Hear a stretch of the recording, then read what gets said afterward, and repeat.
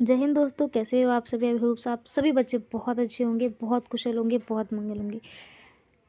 पहले मैं आपको आपके एग्ज़ाम के लिए बेस्ट ऑफ लक। ओके, जो भी आपका एग्ज़ाम रहेगा, इंटरनेशनल पॉलिटिकल साइंस अगर है आपके पास with taking 5th semester BA program, new education policy minor subject में है, so this video is very helpful for you. And now let's start the video, but before starting this video please join our telegram group.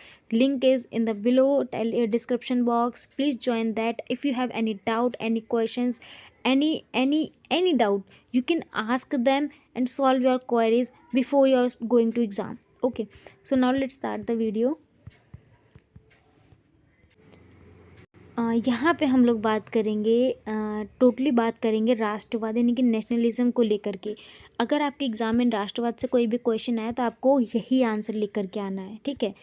Make sure कि आप एक बार question की language को पढ़ लीजिएगा। Question जिस तरीके से है आप आंसर्स को उसी तरीके से लिखिएगा। राष्ट्रवाद क्या है और वैश्विक राजनीति को इसने कैसे प्रभावित किया है, हम इसके ऊपर बात आज करने वाले हैं। वैश्विक राजनीति के फिर कुछ और पॉइंट्स आप ऐड करें तो भी आपको सेम आंसर लिखना है। सो राष्ट्रवाद क्या है, पहले आप ये समझिए। राष्ट्रवाद राष्ट्रवाद यानी कि नेशनलिज्म, नेशनलाइज एक ऐसी भावना है। क्या है ये भावना है, एम्पैथी है, जो लोगों के एक समूह को इतिहास, परंपरा, भाषा, जातिवाद और संस्कृति के आधार पर स्वयं को एकीकृत करती है। ये भावना लोगों में एक राष्ट्रीय पहचान का विकास करती है और उन्हें अपने राष्ट्र के प्रति गहरा लगाव महसूस होता है। तो क्लियर हो गया राष्ट्रवाद क्या है। राष्ट्रवाद का मतलब ये है कि मुझे अपनी भाषा से बहुत प्यार है, मैं हिंदू हूँ मैं भारतीय हूँ तो मुझे इस बात पर गर्व है, मैं बंगाल से हूँ, मेरे कल्चर्स बहुत अच्छे हैं तो मुझे इस बात पर गर्व है। ये सारी ही चीज़ें राष्ट्रवाद के अंदर आती है। क्लियर हो गया। वैश्विक राजनीति पर राष्ट्रवाद का क्या असर पड़ा, क्योंकि राष्ट्रवाद आपको पता है इंडिया ही एक ऐसा कंट्री है जहाँ पे डिफरेंट कल्चर एग्जिस्ट करते हैं, राइट। और यही उसकी बहुत बड़ी प्लस पॉइंट भी है इंडिया की। तो ये वैश्विक राजनीति में क्या प्रभाव डालते हैं ये आपको पढ़ना है। पहला पॉइंट आप लिखिएगा कि राष्ट्रीय हितों को प्राथमिकता देते हैं। किसको देते हैं, राष्ट्रीय हितों को ये प्राथमिकता देते हैं।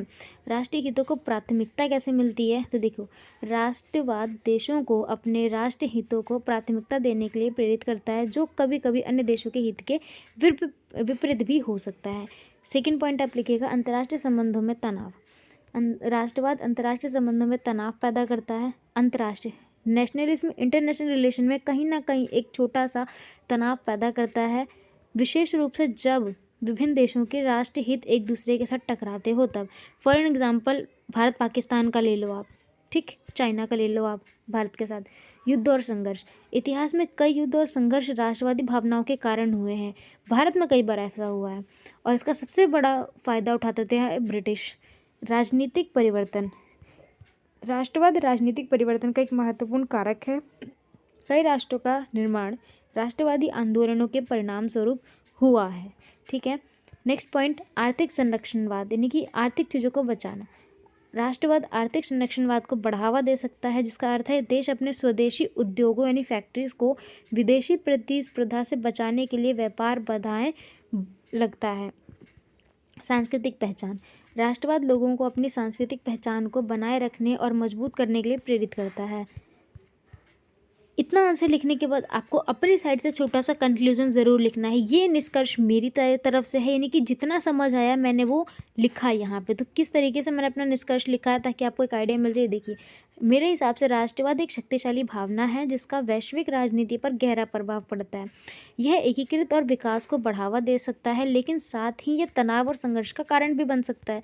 ये है मेरे हिसाब से राष्ट्रवाद, कि राष्ट्रवाद जो है बहुत ही पावरफुल एक स्ट्रॉन्ग एम्पैथी है, भावना है, जिसका वैश्विक स्तर पर बहुत ज़्यादा प्रभाव पड़ता है और यह एकीकरण और विकास को भी बढ़ावा देता है, पर इसका कहीं कहीं नेगेटिव इम्पैक्ट भी देखा गया है, ठीक है। सो होप सो ये क्वेश्चन आपके लिए इजी रहा होगा समझने के लिए भी, और आंसर भी आप बहुत बेहतर तरीके से कर पाओगे।